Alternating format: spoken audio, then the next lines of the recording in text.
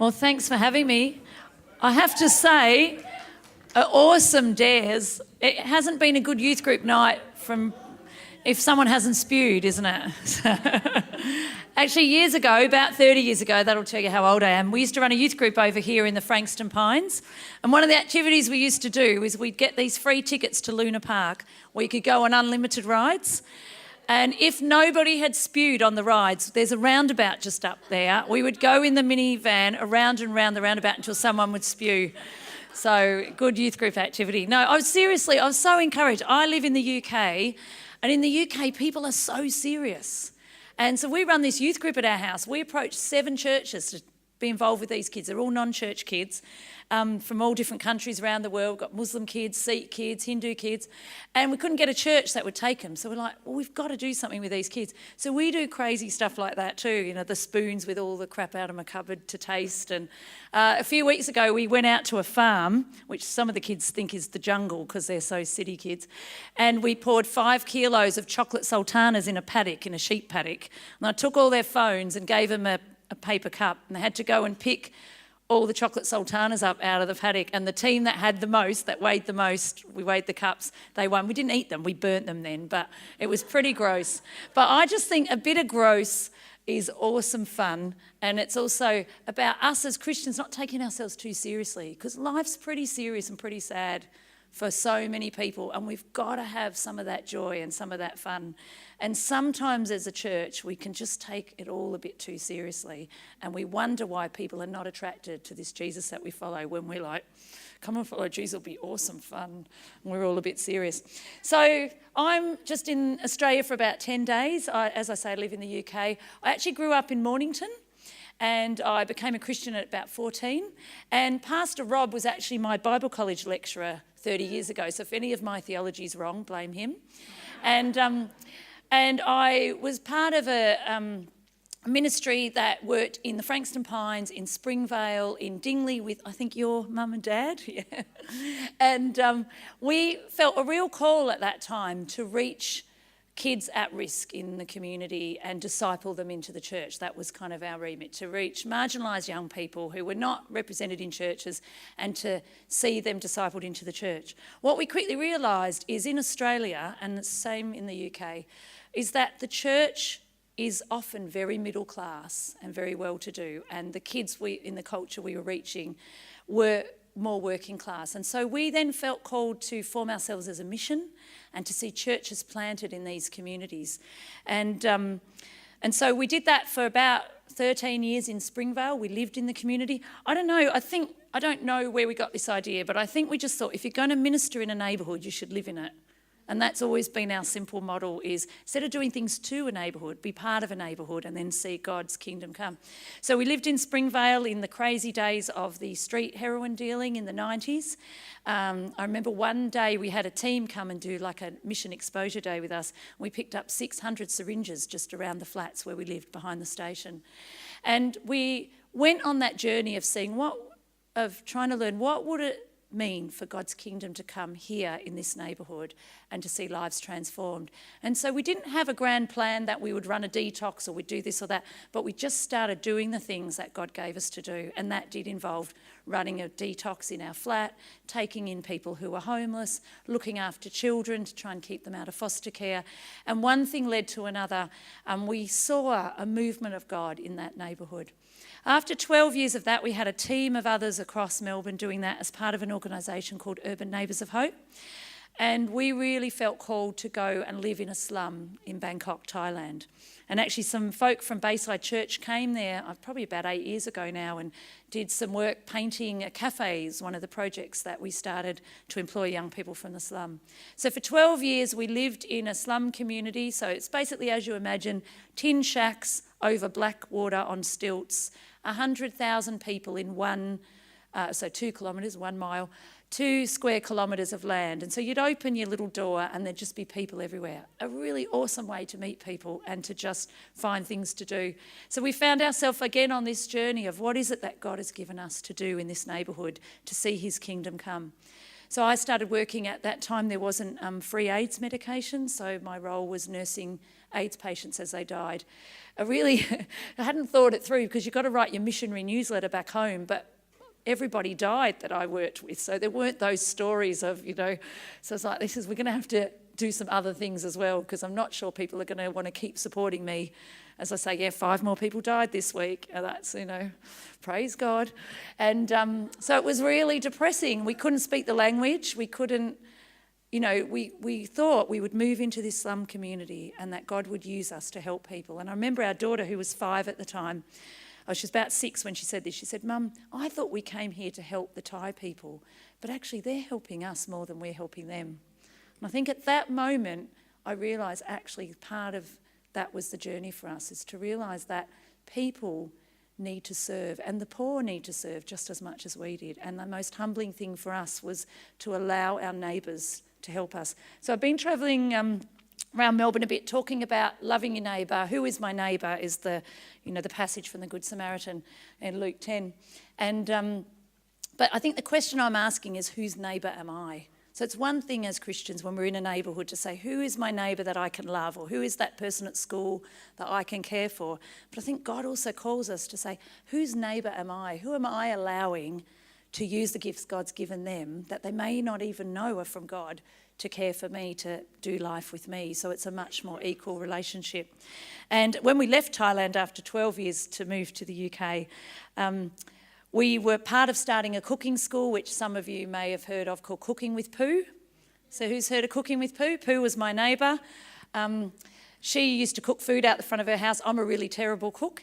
And the beautiful thing when you live in a slum is every house has a little business. So the house next door sold, it was like a milk bar. This house here had washing machines. Pooh did food. We didn't do anything. And we had the Lego, and all the kids would come in and play Lego. And you live in these one-room houses. And so we would order this food from Pooh. And what we loved is that we didn't speak a lot of Thai at the beginning. And the Thai word for fried rice is cow pat. And so we would order cow pat from Pooh every day, pretty much for 3 months. And we would giggle about, we'd have Pooh food. And then we'd have different people from churches come to visit us, and they might have had a holiday in Phuket or something, or stayed in a hotel. And they'd come and eat sitting on the floor in our little room. And they say, this is the best food we've had on our trip in Thailand. So about 3 years in, we could speak Thai and so forth, and were starting to do different sort of ministries. And the Thai government was subsidising rice at, I think, I'm really bad at numbers, but 100%, 200%, something like that. And overnight they stopped the subsidy. And so Pooh was selling 100 dishes of food from the front of her house, and overnight all of her profits were gone because of the cost of rice. So she came to me and said, "Can you get me a job as a cleaner with one of your foreign friends?"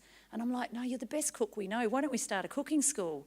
Neither of us have ever been to one, but we heard about all these people coming to Thailand to do cooking schools. So we thought, well, let's try it. And she goes, "Oh, I don't speak English." And so I used to translate over the phone, and then we had a few people visit, and we tried it, and people loved it. And it's now like world famous. We've done a book. We've been on all TV shows around the world. If you Google Cooking with Pooh, you'll see. She's been on Jamie Oliver. All sorts of things. But it just started with this little idea of Pooh helping, using her gifts that God had given, and us seeing that God had given her a gift that she didn't know was from God at that time. And we held out that hope for her and believed in her. And then God's Spirit started to move in her life. That school's still going. And when we left Thailand, Pooh's son, who was 14 at the time, gave me a bag of cash. That can often happen in Thailand. It's not usually a good thing. And she gave me a bag of cash, and he said, "We want you to take this and buy a car." So we were moving from living in a slum for all those years to Birmingham in England. And we had 4 bags of clothes and, a few £1,000s in the bank. That's all we had. And we had to start life back in the West. And I'm like, no, I'm not taking your money. And he said, "You always say the poor have to give. Let us give." It was a really humbling moment, embarrassing moment, if I'm really honest, taking this bag of money from this kid. And then the next day we had this Thai lady who was a quadriplegic who used to translate. Her story is incredible. She she got an infection in her spinal fluid and woke up in the morning paralysed. And in Thailand, because she was about 15 at the time, there's no sort of support or help or benefits, there's no Centrelink. So if your child is disabled or your parent is disabled, there's no support. You have to pay for all the care yourself. So her parents left her at the door of an orphanage. And about a week later, she was lying there crying, and she was able to speak English. And I mean, what you call that, a miracle. She just woke up being able to speak English. And she actually does a lot of the dubbing of the English movies. That's part of her work. So she sits in her wheelchair and does this translating. So we'd met her, and I used to use her to translate when people would come through to do a bit of training for our social enterprise staff. So she wanted to say goodbye, and my son and I went and had lunch with her, and then she gives me an envelope with money in it, about equivalent of about $200, which is a lot of money for her. And she's like, I want you to take this and spend it on your family. You're not to give it away, you're to spend it. So my son, for the next few weeks, would say, oh, my mum took £2,000 from a poor lady in the slum and $200 from a Thai lady in a wheelchair. And he had the whole shame thing going really well. And he'll still tell that story if you give him half a chance. But I remember in that moment just being so humiliated and embarrassed, but realising that God has created everyone with the need to serve. He's created us to serve him and to serve each other. And somehow when we do ministry, we forget that God can use people who are not yet on the faith journey to serve us and to serve their community. And often our role in neighbourhoods and in loving our neighbour is to see where God's at work and try and join in. We don't bring God with us in our pockets. He's already working in our neighbourhoods, in our schools, in the mosque, in the Hindu temple. He's created all people in his image, and he is at work. And so often our role, rather than trying to fix people and do things to them, is to see, well, where is God at work, and how can I join in with that and give his name to what's going on? So that's really been our journey in Birmingham. The same, we find ourselves in a community where most people have come from another country. So we have 42 languages spoken at the little primary school where I was working until recently. And it was a real challenge. We would have kids arriving from Syria. And in Australia, when I lived here anyway, there used to be, when you came as a refugee, you would go to language school. Does that still? There are like language schools. And then after 350 hours or something of language school, you'd go into mainstream school. In England, there's nothing. You arrive, you get in the country on Friday, on Monday you're in a local school. So our school, last month there was 17 languages spoken in the year 1 class, and none of those 17 kids could speak any English. Of those 17 languages, there's a couple of kids who spoke the same language, and the teacher only speaks English. So it's a real challenge about how do you teach these kids, because you have such a high turnover of people coming from Calais, people coming on the boats from Libya, and coming from the EU countries. So we were right in the middle of this neighbourhood. There'd been a mockumentary done about the neighbourhood called Benefit Street, which was kind of the people in our street had been told they were going to become TV show stars, and they'd done like a reality TV show on them, and it just made them look terrible. And so that had just gone to air, and people were feeling generally very crap about living in Winson Green, where we live. We have a prison right opposite our school and opposite our house. So 1,600 men are in that prison right in our neighbourhood. We watch the drones fly the drugs over every day. It's like, there's a blue drone today. And it's really, really obvious, but no one seems to care. And Ash, my husband, works as a chaplain in there, and he's got one of the real risks for the chaplains is not to get high off the spice that they're smoking when you open the cells to go and speak to guys. Recently, his chaplain mate went in and he got what's called a spice attack. Spice is it's like a synthetic cannabis that people are smoking, and it's odourless and they can't really detect it. So he opens up this cell to tell this bloke his mum was going to come and see him, and he got a spice attack.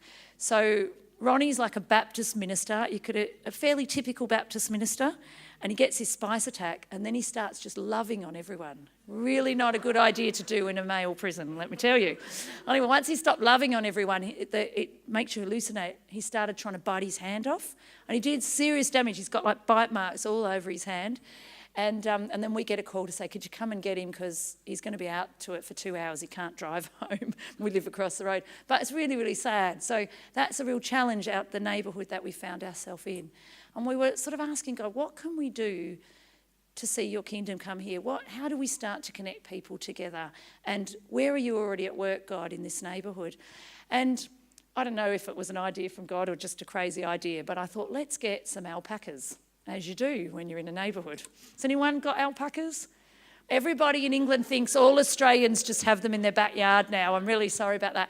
So I'm just going to show a little video about what we did as a way to sort of engage our neighbourhood.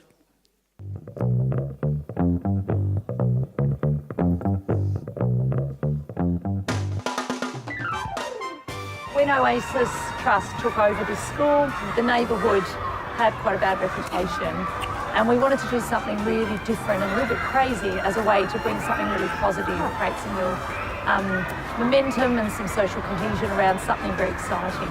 So we started with a couple of alpacas and a few lizards, guinea pigs and rabbits, and slowly over time we've built up the animal encounters to be a great variety. We're in an inner city area, we're 2 miles from the city centre, and we have children that are growing up in houses that are very small, so it's very much an urban jungle in one sense.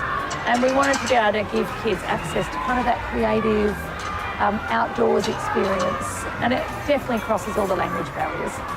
So you don't have to speak English to enjoy patting a sheep or a donkey. We had a refugee family that had fled from a war-torn country. One of the children, nobody had ever seen her smile at all. She was put into my animal therapy group, and Charlie, the chinchilla, who is really, really soft, cuddly, and very, very calm, gave him to her, and she stroked it a bit, and the big beaming smile came over her face.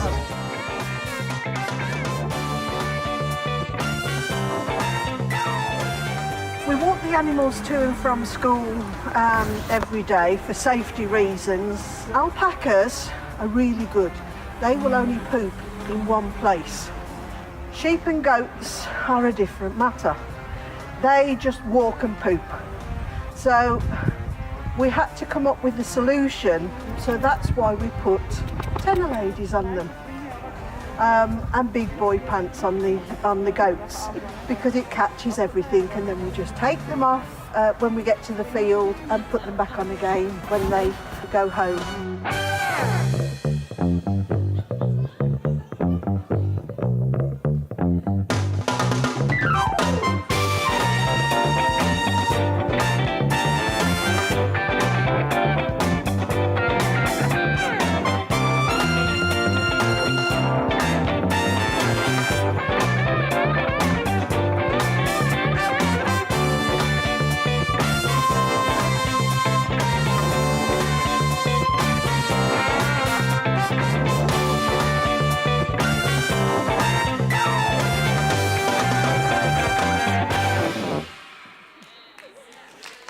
So there you go.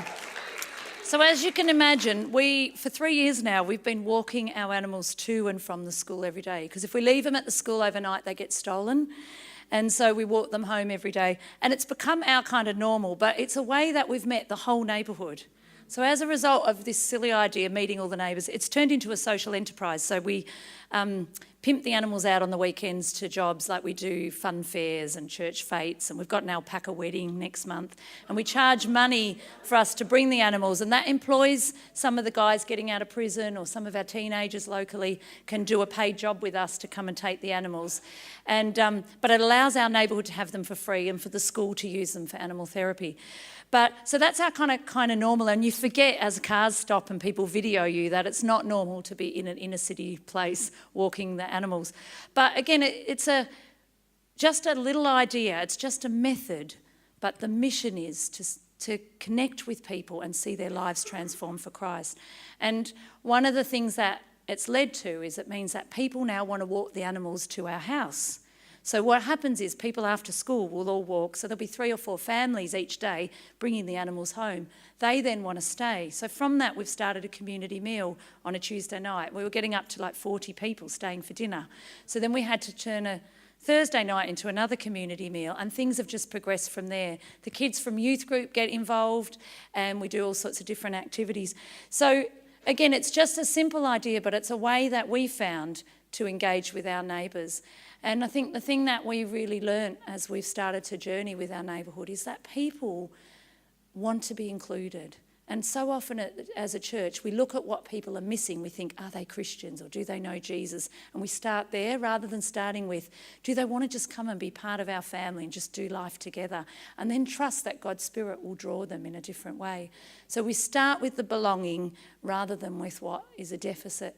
The other thing we realised is that over time we realised that people's struggles in their life can be their asset. So I have a friend who, when we first got to know her, she had attempted to take her life, and there were no hospital beds in the psychiatric ward. So we said to the doctors, look, could she just come home and stay with us, and could you treat her so that the psych team would come every day with the meds? And then over time we were able to help her get her children back, and they lived with us. And just the household, not me so much, but all the people that live with us, just loved this lady back to health. And during that time, she constantly had her benefits, her Centrelink cut off because family were making malicious calls. There was a violent ex-partner who was ringing up the Centrelink saying, oh, she hasn't got the kids with her and stopping the money. And I think 16 times her payments were stopped. And so one day she was sitting in my little office at the school and a family came in with a form to fill out for benefits. And I don't know how to do that because in England I'm not eligible for any of those things. And so I said, oh, Ruth, you're good at that. Couldn't you help? And we realised that what had been her deficit, this problem that she'd keep having, had made her actually an expert in form filling. So she now, a day a week, has queues of people coming and she fills out their forms. And she's developed a whole ministry in working with people who don't have high literacy skills or very much English to be able to fill out the forms. And not just fill out the forms, she rings up the job centre when they haven't paid and gives them a blast. And then we have another lady that she had been made homeless quite regularly. And so we had people coming in for housing help because there's all the same sort of problems as you would imagine in any community in an area of deprivation. So people were being made homeless that day or couldn't find housing or were in a refuge. And so we said to this lady, we said, well, you're really good with housing. Do you know about these services? So she's the housing worker. So she's a volunteer, a neighbour, who instead of being somebody who we did something to, she's part of the team helping. She's a Muslim. And Ruth became a Christian and has gone on to help us plant a church that we're running. A whole lot of the Muslim ladies are part of that church.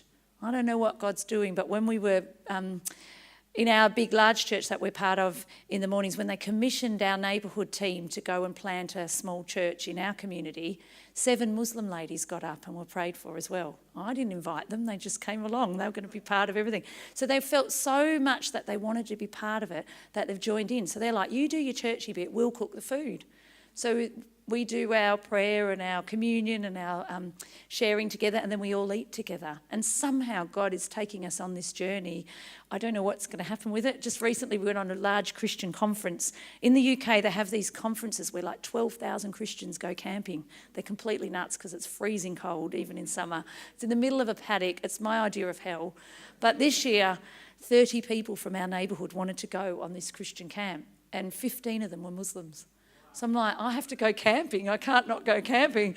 It was awful. I tell you, I hate camping so much. Those toilets with the blue cleanery, the porter, one of the kids dropped his phone in and it was an iPhone, so he had to take it out and just nasty. And but again, they came along on this Christian camp and were part of it. And it was in the middle of Ramadan. So I said to the people organised, there's 2,000 people camping. There's a big top where, Pete Gregg and all these people are speaking. And we have Matt Redman there and all that. And so I said, well, the ladies have to open fast at 9:30 at night, so when the sun sets, and then again close fast. It was about 3 a.m. or something, so put us near the edge of the pathway so we're not disturbing people. So of course that meant when we're opening fast, we're all sitting on our mat with our samosas and all this Pakistani and African food. All the people are walking back from the night session, and then they just started joining us and praying together with our ladies, and it was just this bizarre thing. And someone was saying, oh, so you have a ministry to Muslims, and how do you do it? I really don't know. God's doing something, and I'm just trying to catch up. So I think what we realise is when we include people, God shows up. And we don't have to really know what that next step is. But as a church, as a Christian community, we have to learn how to include people by going and being out in our neighbourhoods. And whether that means walking alpacas or opening a cafe or starting a skateboarding group, there are lots of ways that we can engage in the neighbourhood outside of the walls of the church. One of the things that we know about the millennial generation, which all of you make me feel very old, are very young. You've all grown up with the internet. Do you know how old I was when I got my first mobile phone? No, 37, yeah. My first computer, I'd already finished uni. The other day I had to ring up Monash Uni because I'm a social worker by training, and to register in the UK you need your transcripts. So I rang up Monash Uni for my transcripts. They didn't keep computer records when I did my social work degree. That made me feel really ancient. Anyway, I don't quite know how the interweb works most of the time, and I thought it was WhatsApp, not WhatsApp.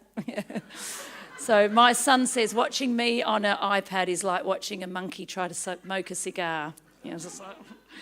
But the exciting thing about your generation and those coming up under your age is that you guys are more connected to the world than ever before.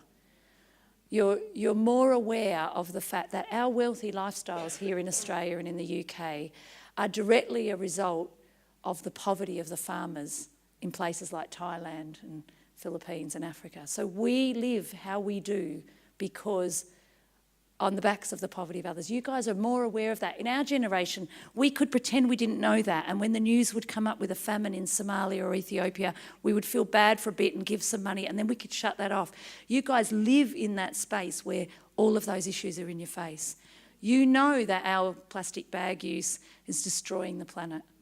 We knew that here, but it never reached here, our generation. So we've left you with a big mess to clean up. And it's exciting to see some of the stuff that's happening. I'm working with a group of teenagers from the Cape Flats in Cape Town. And these kids are amazing entrepreneurial geniuses who, out of a desire to minister to others, have come up with all this tech, all these... they actually recently... One of the girls that they were ministering to her dream was to be a radio announcer. So they said, we can do a radio station. So they built this little radio station because that's how smart they are. And then they realised then that the internet in Cape Town is really awful. And so they started messing around with the audio files and all their coding, whatever they do. They were talking to me. I'm going, yeah, that makes sense. Had no idea. And they were able to reduce the audio file in such a way that it quadrupled the speed of the internet. When they launched this radio station about a year or so ago, the BBC came to the launch and was so impressed they bought the technology. So now when you stream the news on any BBC News online, you're streaming news, you're on technology created by 15-year-old kids from the slums in South Africa. Isn't that awesome? So we brought some of these kids out to England to kind of try to inspire some of the poor kids in our neighbourhood to see where the geniuses are, where God's given people a bit of a vision. But we're not yet seeing some of that radical nature in the shape of church. And you guys are the guys that are going to be bringing that. People are not going to keep coming into the walls of churches in the future. It's a whole new world out there, isn't it? A 14-year-old kid invented some new machine that reduces the need for kidney dialysis. That's awesome, isn't it? So you have in your hand, we always say, what is it that God has put in your hand to do? And how do you do that? And actually what he's put in the hands of your generation is something phenomenal. And for us older folk, what we want to see is we want to be there to cheer you on and be that scaffolding that helps give that birth. But there has to be other forms of church. We have to start being creative and let some of those ideas have a go. Because you only ever know when you give it a go. I had no idea I was a social entrepreneur. I was really crap at business. I did a fundraiser once in Dingley and we lost $400. I think I ate all that candy. Did you ever have those chocolate bars? Your mum and dad, we used to do selling these chocolate bars, and then you'd sell them for $2 or something. But I'd eat them all, and then I'd have to come up with $100 at the end of it. It was really not a good chocolate bar thing. But I didn't know I was an entrepreneur. But when I was in a slum in Thailand and I could see women putting their kids in orphanages, not because the children are orphans. 97% of kids in the world in orphanages are not orphans. They have 1 or 2 living parents. They're there because their parents are so poor that they have to work 12 hours a day, 7 days a week just to make ends meet. So I started saying, well, how can we keep these kids with their parents? We need to invent something for the parents to do that pays better, that stops this happening. And it was only in that context that then God birthed in me an ability to create these social enterprises that went on to make money. It wasn't for the sake of business. It was because of a need for somebody that I knew and loved, that I thought there has to be a better way. God's kingdom has to look different. I had a friend who, still have this friend, she's an atheist, and something really terrible happened to her. And she said to me, she goes, how can you believe in a God when this has happened, And I was like, that's why I have to believe in God. When terrible things happen to people we know and love, we have to believe that there's something better, don't we? So it's in those moments we can embrace that and say, there has to be something more. And I think the poor teach us that when they cling to the little bit that they have and weather the storms and just try to survive, they teach us to understand Jesus differently, not as a Santa Claus that gives us what we want, but a God that's there for us when it all hits the fan.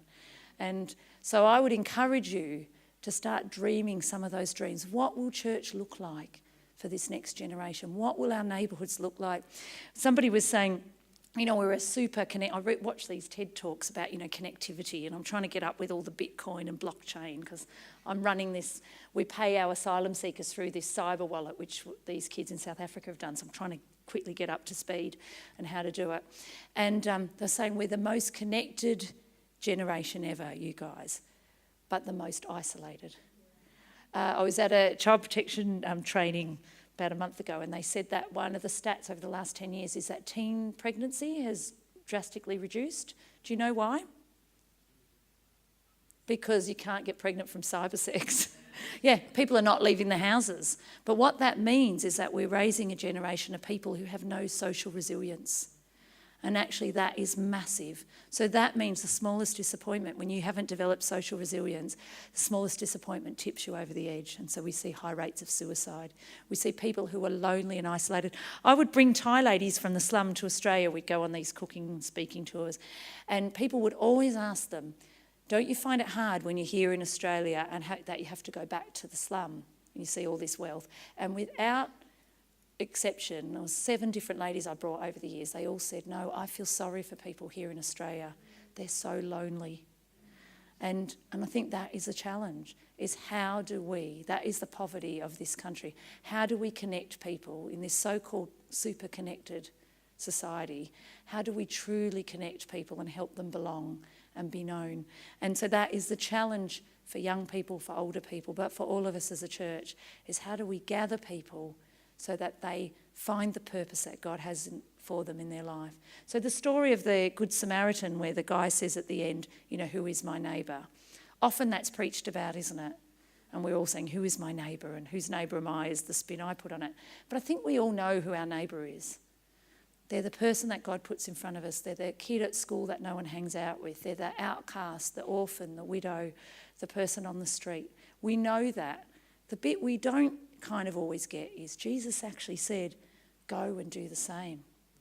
This Samaritan guy, he picks this bloke up he didn't know, he breaks all these rules, takes him, spends money and time on somebody he doesn't know to see that guy's life saved. And I think that's the challenge for us, is that Jesus said, I think I was just looking up all through the New Testament, he says, follow me, follow me. Matthew 16, 18, 19. Mark, he says, take up my cross, follow me. In Luke 18, he says, sell what you have, follow me. In John 10, the sheep know my voice and they follow me. And so we focus so much on the little bitty bits of the story, but the simple thing that Jesus called us to do is follow him. And he did stuff. He was a risky, radical guy who did stuff that everyone thought was nuts. And I think what our generation did is we spent years trying to fit Jesus into our lifestyle rather than let our lifestyle get messed up by the teachings of Jesus and fit our life around Jesus. So I hope and pray for your generation that you don't do that you recover that risk-taking nature of Jesus for the church, that we see an explosion of God's kingdom in poor neighbourhoods, rich neighbourhoods, but just across Australia that's almost become numb to the teachings of Jesus because we've so domesticated it. What he said should really mess us up. All of the stories Jesus taught, I mean, he was killed because he was considered such a heretic and a threat to the authorities. And yet somehow we've managed to fit him into our sort of nice, comfortable lifestyle without a thought. And we spend lots of time arguing about peripheral issues. But the simple thing still remains. Jesus said, follow me, follow me. So I think that's really what I had on my heart to share tonight. And I think somebody's going to come and do a Q&A. Yeah. But I'm happy to have questions. I hate just speaking and then not knowing. You guys might have much greater wisdom than me around some of these issues. So I'd love to hear your take on it. How good was that?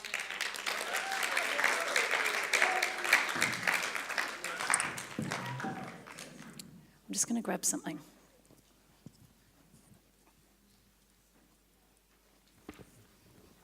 How amazing is Anji?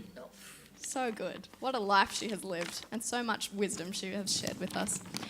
I'm going to ask a few questions because whilst she was talking I was madly like, oh my gosh, here's a question, another question, another question. But then I'm going to open up to you guys, and if you have any questions whilst we're talking here, you'll get the chance to ask them. So whilst we're talking, make sure you're thinking about any questions you have. So my first question is, and I'm very sorry, I missed the first bit of your message, so I may have missed this, so you may have already said it, but what was it?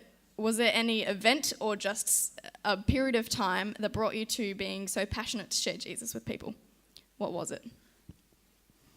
I think that when I came to faith, I had one of those kind of black and white conversion experiences that some people do get.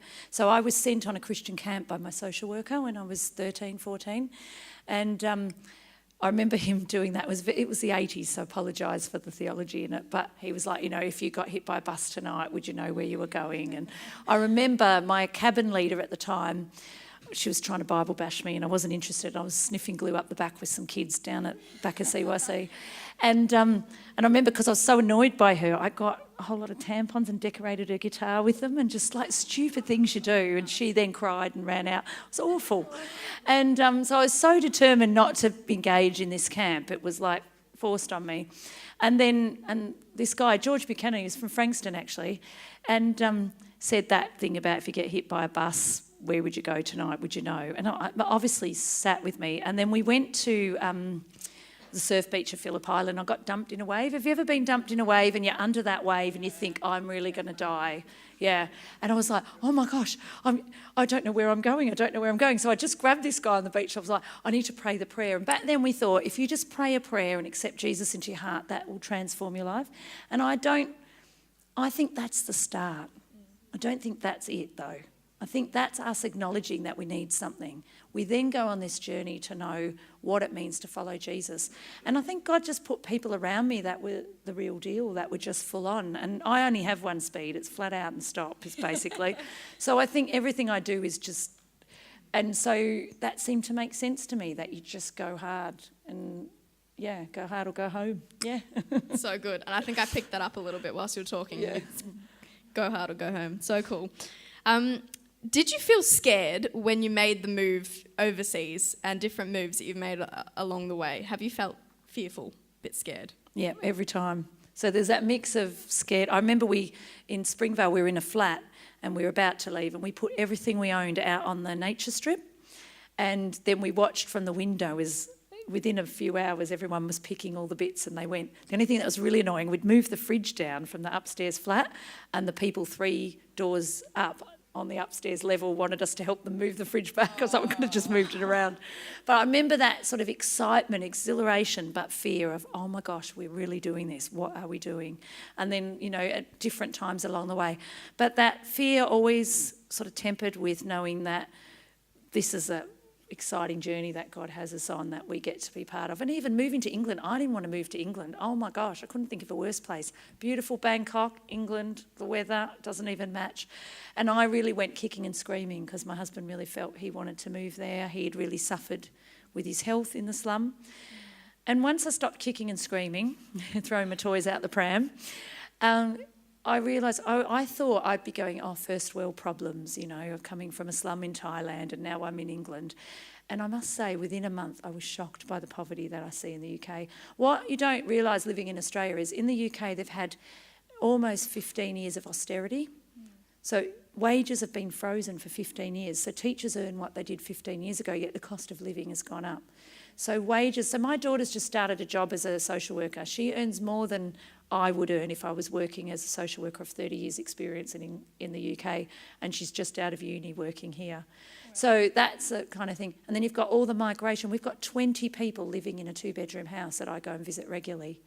And the issues that we were seeing in the slum in Bangkok, we were seeing same issues in the UK. So part of that really frightened me. I thought, oh my gosh, we're here, and now the pressure's really on to do something. And without all the nice exotic fun bits that you get in Thailand, like the nice markets and the good food, it's like the food is just woeful. And coffee, oh my gosh, somebody needs to go and do a social enterprise to teach English people how to make coffee. Because basically if you go to London, London's like one country, and then the rest of England is completely different. So all the wealth is in London. There's an article just today that I reposted on Facebook that I think 370,000 families moved out of London last year, and most of them are moving to places like Birmingham because the cost of housing is so much. So they're basically doing what's called social cleansing. I'm doing a story with the BBC at the moment that we think 5 families a day are being forcibly moved from London boroughs to Birmingham, to our neighbourhood. So the council say, we'll give you, you've got a 2-bedroom flat, we'll give you a 3-bedroom house if you move to Birmingham, and we'll pay you $2,000 to do it. And so what happens is they target single mums with lots of kids. So these women are being moved against their will pretty much, because they've often got rent arrears, which is why they're targeted, to another part of the country where they know nobody, they have no family or friends, and they're then left just to struggle and to rot. So the beautiful thing for us is we get the privilege of becoming family to them. So from a church point of view, from a Christian point of view, it's awesome. But it shouldn't be happening that people are being, but I have felt scared, always nervous at different times. I just think, what are we doing? But God shows up.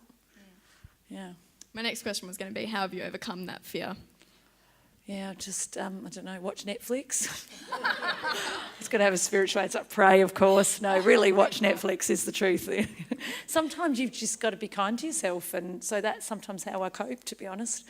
Yeah. And as everything keeps ramping up, we didn't go from a normal nice house in Dingley with the ensuite and our privacy to a slum in Bangkok to a house. Now we have about 50 people a day through our house in the UK. We live in a big old vicarage, and it's insane even for us. I'm an extrovert, and my thing I looked forward to most last week was getting on the plane on my own and not speaking to anyone. I was going to wear my husband's vicar collar so I could get an upgrade, because I never get an upgrade because of my tattoos. So I thought if I wear a vicar collar, maybe they'll give me an upgrade. But then I thought somebody might actually need a vicar and then want to talk to me. So no, I took it off. But yeah, so we didn't jump from one to another. God gave us just logical things in front of us each time. So we lived in a house in Dingley. We realised all the kids with the issues we were working with were coming from either the Pines or Springvale, so it made sense to move into that neighbourhood. We moved into a big house, we had lots of foster kids. We had about 32 teenagers that we fostered over the years, and babies, and our teenagers' babies. And I'm a great grandnan, so our foster son from 29 years ago fathered a child at 13. His daughter just had a baby, and I'm here to meet her, so I'm great nana. And so we then followed where the kids were coming from. Then we realised that the house we were in with all our kids, the real issues were in the flats behind the train station. So we searched real estate the opposite way to most people. Highest area of deprivation, most high density, where are people moving to? And so it always means you can be downwardly mobile because the rent's cheap, so you keep following the cheaper rent. So we moved into the flat, and then we had 6 of us in the flat, and then from that flat, so we lost a fair bit of our privacy just naturally, and then from that flat we moved into the fishbowl, which was the slum. So we would close our door at 5 o'clock so our kids could eat, but the neighbours' kids would just stick sticks through the wall so they could look through and talk to it because the walls are so thin. So, and then moving another whole level is what happens in Birmingham. It's just constant. So I think God he's not mean. He's not going to go, I'm going to take you from here and just throw you in. He gives us those logical steps. He doesn't waste anything that we learn on the way. So I trained at uni, you'll laugh, but I did train as a home ec teacher. I was going to be a PE teacher, but I swapped into home ec because I thought that would be better for missionary work. And I can't cook at all. They actually said the other day, "Oh, Angie, you made a Star Wars pizza." So I was like, "Oh, I did something good." It has a dark side. They call me charcoal chips in our house, and my name's always rubbed off the roster, and they put "get your own" on the days I cook. But the theory of cooking helped me start some cooking schools. So we have a cooking school in the UK as well, where our neighbours teach white British people to cook. So I get the theory of it. So God doesn't waste any of that. It just means I don't have to cook, thank the Lord. And so everything that you have in front of you and in your hand, God doesn't waste that. He uses that to prepare you. But sometimes it's just a logical thing. Or we could do this, or we could do that. What makes more sense in the light of what Jesus' life was like? And trying to model that. Wow. Now, you mentioned a lot along the way that you have just found these creative solutions to problems that you've come across or needs that you've noticed and recognised in the community, and just needing ideas to share Jesus with people. How have you gone about exercising creativity to find these solutions? Yeah, I don't know. I don't know. Good question. I think just that I always have 100 ideas before breakfast, and I always think, oh, we could do this. And even I'm in Australia now, and I've met with different people, like, oh, you could do this and you could do that. They say in our house, God loves you and Angie has a wonderful plan for your life. So it's just about seeing possibilities. So what you can see is a community full of problems, or you can see a community full of assets. And some of you may have heard of asset-based community development. I think very much the gospel is the asset-based kind of worldview, if we take it that way. Instead of seeing problems, we see solutions. Yes. And we see God's creation there, groaning in pain in this broken world. But it's God's creation, so that's the asset there. So how can we turn that asset into something good? And we've tried lots of things. I think when you try and take creative risks, 3 out of 5 things you try will fail. So you've always got to have lots of things on the go so that the things that fail don't crush you. And the other thing is that your self-esteem should never be tied in with what you do in ministry, because that will kill you. That's what burnout is. Burnout doesn't come from getting too tired or doing too much. I think most of us can do a lot more than we think. The 11th commandment is thou shalt not be tired. I think it's good to be tired over the right things. Burnout comes from doing things for the wrong reasons. So when our ministry is going well, our self-esteem is good, and when it crashes and your body can't sustain it physically and your emotions and your spirit can't sustain this up and down view. But realising who we are in Christ keeps us central. So who I am in Christ hasn't changed. I just might have stuffed up really badly and that was a nightmare, but God, I'm enough for God. He still loves me. I'm okay. And you have the little blips because we're still human, but you're not on that wild swing. And so I think that has helped us be willing to risk more things. And also remembering that these are just methods, they're not the mission. So a lot of missionaries get mixed up with, we moved into this community and we felt God had called us there, and then things went wrong, and then they think maybe we didn't hear from God and they feel all messed up. But actually that's just a method. Try a different method. You can hold methods loosely. At the moment the animals thing works. I can't wait for it not to, because I actually don't really like animals. And they're a lot of work and I'm tired, and lots of people like animals, but I'm not one of them. So, but at the moment it's a method that works in reaching people. It creates awesome conversation. It makes us look crazier than others. So people who have low self-esteem feel like they can come and talk to us because you can't be as nuts as these folk. And then it opens up amazing opportunities to share Christ with people and to see good in the community. So so just giving things a go. I think that's an Aussie thing, that just gives a few things a go. And we often learn more from our failures than we do from the things that worked. Awesome. Well, I'm going to open up to you guys. If anyone has any questions... yes, chuck your hand up. Hannah's got a mic. So if anyone's got any questions. Talking about isolation stuff, you guys have moved around your family several times. How has you and your family, attacked isolation in the sense of constantly uprooting? Be very hard for you guys to develop a network in this space. Obviously you're working with people, but to have people supporting you around you when you're moving so much, how do you guys, deal with the isolation, if you call it that, or if you experience that? Yeah, we definitely have. I think it was very lonely times that first year in Thailand, hardly being able to speak any Thai to your neighbours, not having any Western friends. That was intentional. One of the things in missiology, it says you're most motivated to make relationships in your new context within the first 6 months. And missionaries who learn to survive without local friendships within those first 6 months often go on to never being able to bond well with locals. So we read all that stuff and we were all sincere, we only went on buses and we were really hardcore about not leaving the neighbourhood.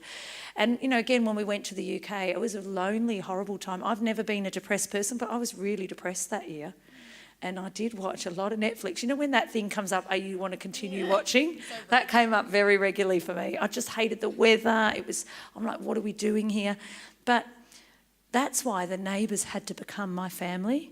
And that was the gift that made our neighbourhood ministry work, actually, because it wasn't me running programs, it was me being loved by my neighbours. They've become my family, my best friends. The same happened in Thailand. When we left Thailand, the people we miss that we're going back to see are our neighbours, our family. They're my son, who was born and raised in Thailand, that he considers them his relatives. They're the people we miss. So I think that move and there's John Perkins, who was an activist, part of Martin Luther King kind of movement in terms of the civil rights movement, a lovely Christian guy. He talks about there's 3 types of people needed in community transformation. There's relocators, so some of us will be called to move from where we are and deliberately move into a poorer community or country or area. We're the relocators.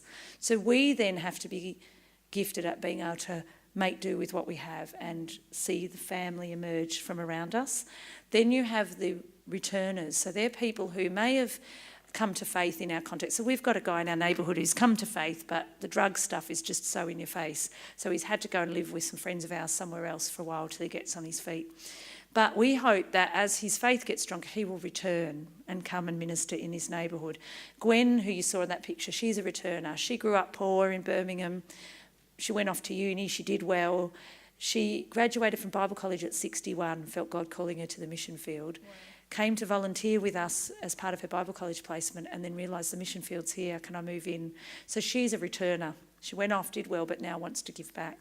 And then you have the remainers, and they're the gold. They're the people that you see in their context. Pooh is a remainer in the slum. She could leave the slum. She has the money to do it. She has a house outside the slum, but she remains so that God can use her to transform other people's lives. So there's those 3 relationships that go on. And so in that we find family together, I think, in sort of seeing that structure emerge. But it's not easy. I think there's always tough times. You've got us at a good moment. Things are going awesome at the moment in our neighbourhood. So if you'd asked me 2 years ago, I'd be going, yeah, it's really hard and lonely. But they're just seasons, aren't they? And that's what I talk about, that resilience, that for the generation of people that don't go out very much and do most of their friendships through texts and messages, and you don't develop that resilience that helps you push through those difficult times. So you often give up.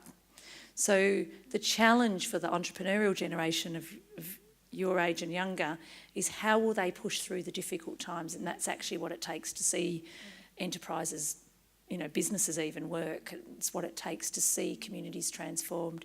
So that's maybe the shared wisdom we can have with the older ones working with the younger ones. Anyone else with a question? Chuck your hand up. Sorry, I promise it won't be as long next time. Anybody? What would you say to someone, a young person that, whether it's a teenager or a young adult, that is not really sure where God's calling them to, but they feel called to some sort of mission work? What would you say? What would I say? I'd say find somebody who's doing something and tag along. I mean, that's what we did. So we felt called to be missionaries, and we went and we approached CMS. We were 20, just married a few months, and we said we want to be missionaries in Zaire, I think it was. Didn't realise you had to speak French to go there. But anyway, and they said, it was the wisest they gave us, they said, if you really want to be missionaries overseas, be a missionary in Australia for a few years and come back and see us. So we took them seriously. So if you think you're called to doing something different, find somebody who's doing that stuff and join in. And then you'll know. So then I think we detect rather than invent God's call on our life. and there are people there doing stuff that you could join in on, and then you start to see, is this what God's called me to? Is this where I feel gifts emerging, or is this something that doesn't energise me? I thought I was going to go to out in the middle of Africa somewhere. When I was 17, I went on a missions trip for 3 months to the Solomon Islands. There had been a cyclone, and I found myself out in the back of middle of nowhere for 2 weeks, and I was bored. And it was then that I knew that I was probably not made to go out in the back, to an African township somewhere. I'm a city girl. I love the energy. A lot of people hate Bangkok and hate the chaos, but that's what God gave for me to do, and I found my place. So sometimes it just takes it's just geography in the end. The call is the same, isn't it? It's to reach people for Jesus, to see lives transformed and to see the poor raised up. And I think God gives us some choice about that geography. Yeah. So good. Well, if there's no more questions, why don't we put our hands together and thank Anji. Can I finish? Thank you. Just want to finish with this? Go for it. Okay. So there's a little reflection that I just want to end with called Fire. It's from a book called Prayer of the Frog by Anthony DeMello. And you might want to just close your eyes as I read this. Once there was a man who discovered how to make fire. He was a good man and did not keep the discovery to himself. He went around from village to village, showing people how to make fire and explaining its uses for cooking, for keeping people warm on cold evenings, for burning off the undergrowth in the garden, for lighting up the village at times of festivity. Soon he became a very popular figure. Everyone wanted to meet him, hear him, and learn how to make fire. He came to be so popular that some became jealous of him and said he was dangerous and that his fire could cause harm. So they arranged quietly for someone to kill him. However, they were very shrewd. After his death, they arranged for a big shrine to be built in his honour. A large image of him, together with his instruments for making fire, was set up in the shrine. People came regularly to honour him, and days were set aside during the year when his work was recalled and celebrated. Songs were composed about him, and a special book was written about his life and work, and everyone had copies of it to read. Over the years, it was amazing to see how many shrines, big and small, were constructed in his honour all around the country. How many people celebrated feasts in his honour, and how many hours people spent reading a great book about him, studying his words and singing songs to his memory. It was truly remarkable. However, the strange thing was that very little fire was being made. People were so busy honouring him, reading about him, studying his words, singing songs about him, and celebrating his memory that there was not much time left to actually make fire. The man was remembered and celebrated, but the wonderful gift he came to communicate was almost forgotten. Lord, I just pray that we will make fire, Lord. I pray that fires will rise up from this room, from the people in this room, in communities across Melbourne, Lord. Lord, help us be a people that bring your fire, that bring your light. In your name. Amen.